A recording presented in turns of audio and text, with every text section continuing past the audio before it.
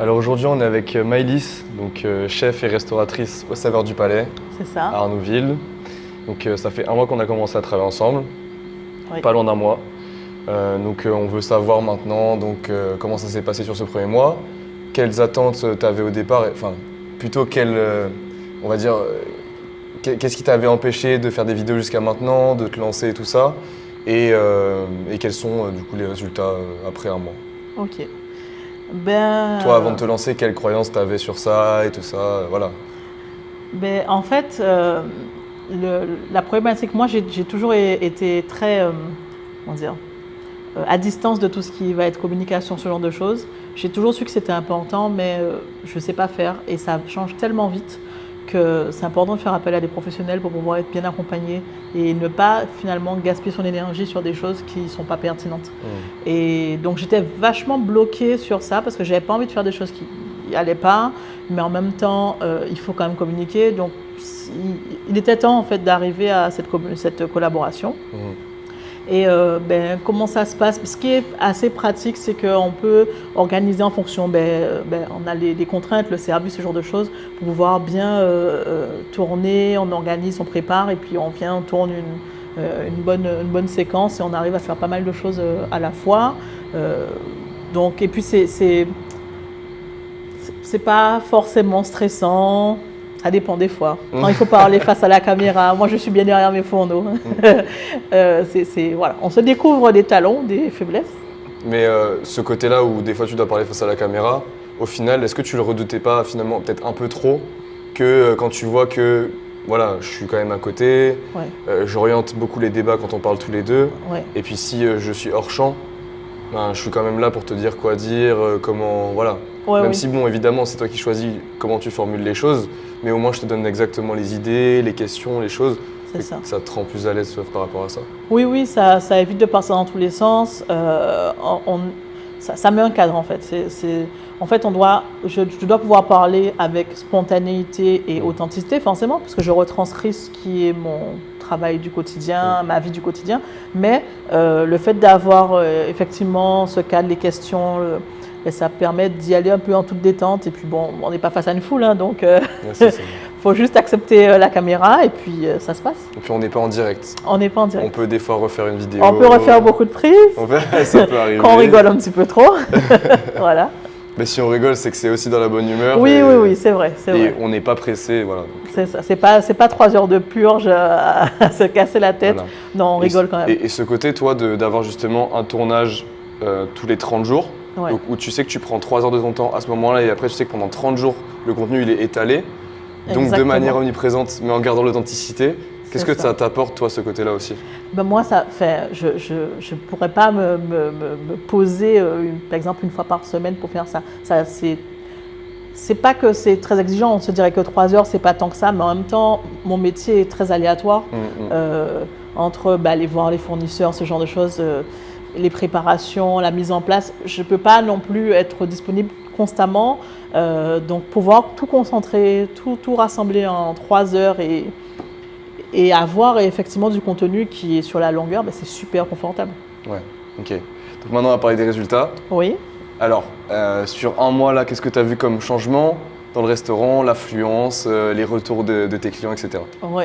Alors déjà, premier retour que je peux déjà donner, et ça c'est pas forcément que dans le restaurant, c'est que la vidéo, par exemple, sur les langoustes, sur les pâtes aux langoustes, a extrêmement bien fonctionné, vraiment. Et en fait, depuis là, je dirais que 3/4 des clients. Plus de 100 000 vues, je crois, sur celle-là. Ouais. Et vraiment, elle est partie très vite, très fort.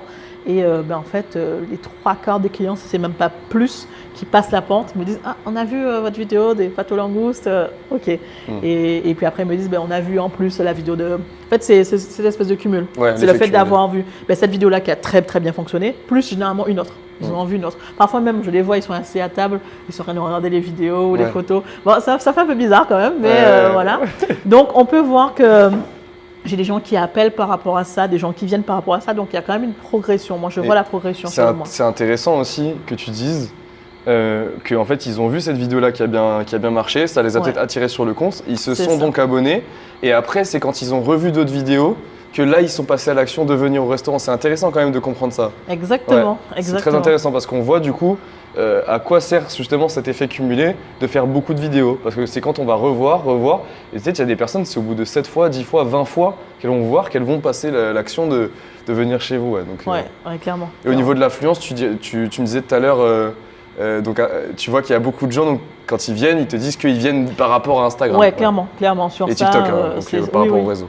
C'est clairement dit, vraiment. Ils me disent, ah, je vous ai vu, ou bien, ah, vous avez des pâtes aux langoustes, hein.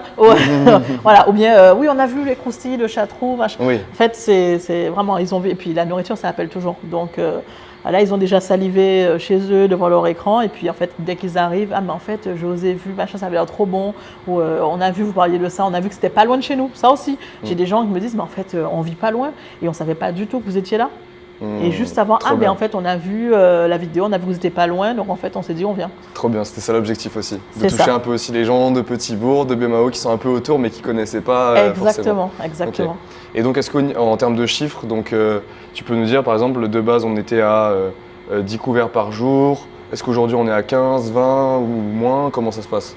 Alors, je dirais que la période n'est pas propice puisque je parle avec quand même mes collègues, donc le mois n'est pas le plus brillant qui soit. Ouais. Mais j'arrive globalement à faire entre 10 et 15 personnes par service, qui est bien. Et j'ai eu une grosse augmentation sur le vendredi soir. Okay. Où, le vendredi, les soirs en ce moment, c'était bizarre. Et là, je peux dire, en tout cas sur le vendredi soir, je ne sais pas qu'est-ce qui s'est passé, j'ai eu une grosse augmentation. Très grosse augmentation. Donc les vendredis soirs ouais. Ok. Ouais. Vraiment, je suis passé du simple au double, voire même au triple sur le vendredi soir. Incroyable. Ouais. Parce que toi, tu es ouverte que le vendredi soir, samedi soir. Au niveau Exactement. soir, les midis, tu es ouvert un peu la semaine, mais les soirs, c'est vendredi soir, samedi soir. Exactement. Ouais. Donc là, j'ai eu l'effet sur le vendredi soir, j'attends l'effet sur le samedi soir. On dirait que les gens préfèrent venir le vendredi, je sais pas. C'est vrai, chaque personne après a ses habitudes. Peut-être que le samedi soir, on peut faire sortir, aller boire un verre, danser, je sais pas. Et puis en plus, en ce moment, il y a pas mal de festivals, ce genre de choses. Donc ça peut aussi expliquer ça. Mais en tout cas, sur ça, je l'ai vu. Ok, trop bien. Et si tu devais donc parler à une personne qui était dans ton cas avant que tu te lances, ou même à toi de avant, qu'est-ce que tu lui dirais maintenant que tu as testé et voilà. Je dirais que la communication, ça reste un poste qu'il ne faut pas négliger. C'est un budget qu'il faut débloquer, clairement. C'est-à-dire qu'il faut se dire, je vais allouer une enveloppe pour faire ça. Mais c'est une grande partie du travail qui va faire que les clients vont passer la porte ou bien vont vous appeler pour signer des contrats, pour faire appel à vos services. Peu importe le type de métier, en fait.